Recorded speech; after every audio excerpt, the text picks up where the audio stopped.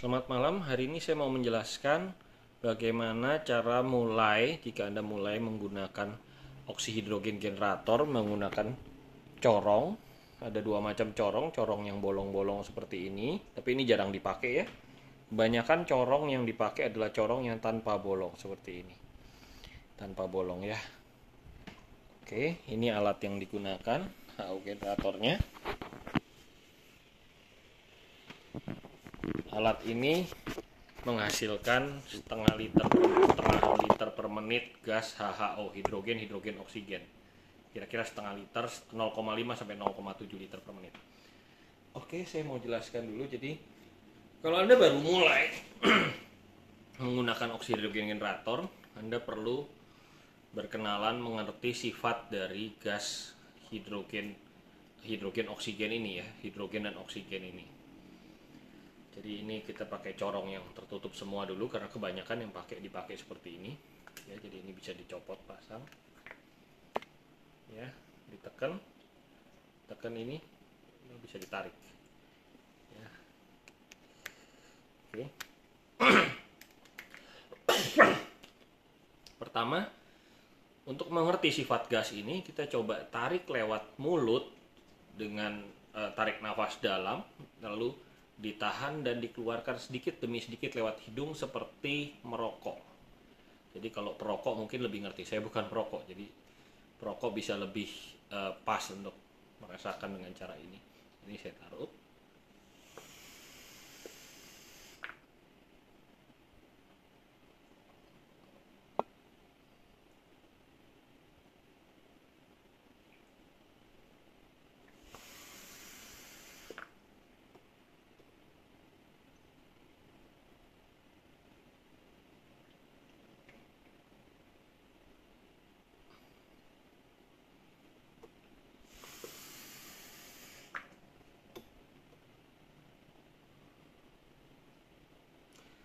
Jadi tarik nafas dalam, lalu keluarkan sedikit demi sedikit lewat hidung tadi ya. Tapi sebelum itu alatnya dinyalakan dulu kira-kira selama 1 menit supaya alatnya stabil dulu hasil gasnya ya. Baru dipakai cara ini. Nah sekarang kedua yang bisa kita coba juga, kita coba tarik nafas lewat hidung, buang lewat mulut. Kita coba agak dalam beberapa kali. Ya, ini pakai yang nggak ada lubangnya ya.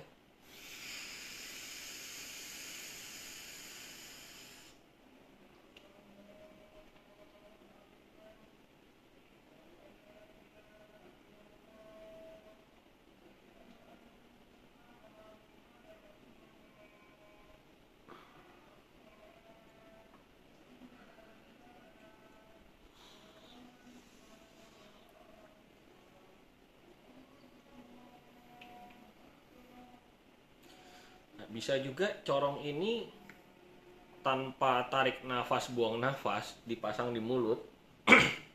Lalu tarik nafas buang nafasnya lewat hidung dibiarkan alami saja. Kan ini gas ini masuk nih. Ini kan cukup rapat ya. Cukup rapat ini masuk ke mulut kira-kira setengah liter per menit. Nah, tubuh kita akan menyesuaikan. Kalau tubuh kita perlu udara lain selain HHO, hidrogen oksigen lebih banyak, maka dia akan tarik nafasnya lebih panjang, atau kalau perlu udaranya tidak terlalu banyak, dia akan lebih lambat, secara lebih cepat ya nafasnya maksudnya. Kalau misalnya tubuhnya perlu udara luar lebih banyak, dia akan lebih kayak gitu secara natural, bukan disengaja pada saat pakai corong seperti ini. Tapi bisa juga kalau dia perlu gas hidrogennya ini nggak perlu dicampur dengan oksigen terlalu banyak, ya maka dia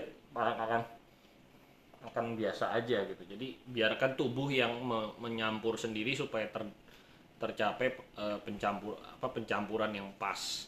Nah kalau pakai cara yang didiamkan seperti ini, itu mulai dari 5 menit reaksi tubuh gimana, lalu jeda, lalu coba lagi 10 menit reaksi tubuh gimana, lalu jeda, lalu coba lagi mungkin 15 menit, reaksi tubuhnya seperti apa, jeda.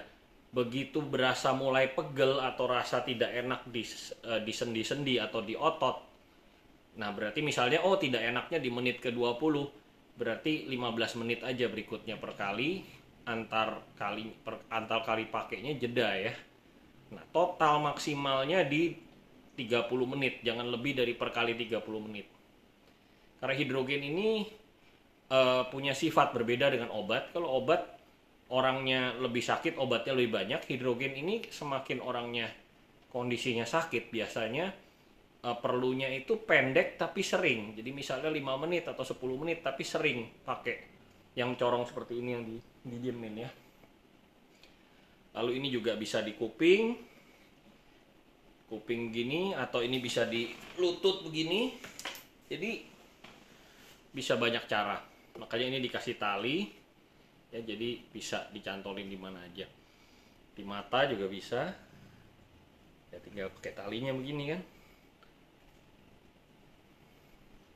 Mata kanan atau mata kiri gitu ya. Kuping bisa begini. Ya kan, kuping kanan atau kuping kiri. Lalu kalau yang ada lubang-lubang ini, yang ada lubang-lubang sekeliling ini kalau mau nafas cepat. Jadi nafas cepat itu misalnya tarik dari mulut, buang lewat hidung.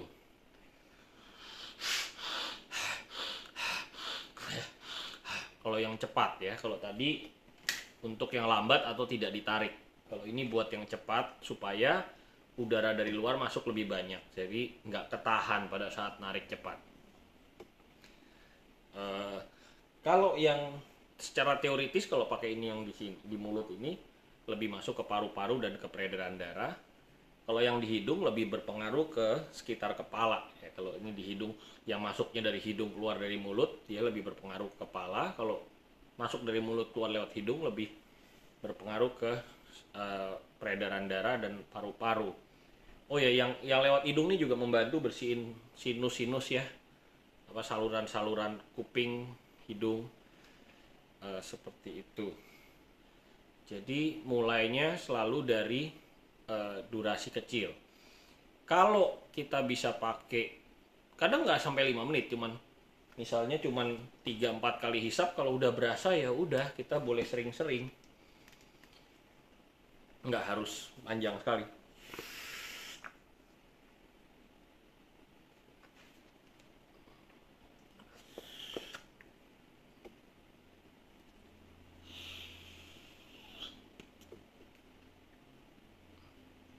Nah, lain orang juga bisa lain respon ya badannya, jadi tolong dipelajari masing-masing pengguna dari awal gimana enaknya pakainya, lalu reaksinya kemana.